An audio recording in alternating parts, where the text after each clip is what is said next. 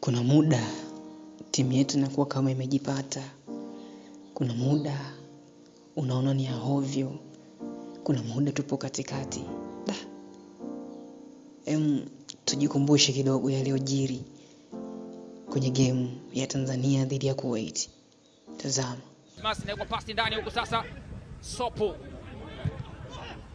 amekata pembeni kwa Shomari Salum Kapombe, anaweka cross ndani huko, nafasi nzuri ambayo Stars wanatumia kuandika goli. Ahia amefungua vizuri sana. Charles Mombwa kwa hatari na Laragia. Mtazama mpira uendelee. Wekwa mpira mzuri ndani huko. Wanaondosha. Toka na kucheza bila mlango, amekosea. Daham! Wanaandika goli la kusawazisha. Metishia. Ahmed Daham! Goli la tatu wanaandika Kuwait. Inawekwa kona nzuri ndani huko, conflict goli la 4. Mlinzi wa kati inazaa matunda kwa Stars.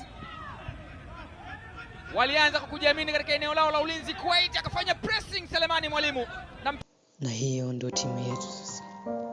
Sijui ni lini tutakuwa na mwendelezo wa furaha. Mbele giza tuone. Mungu tusaidie.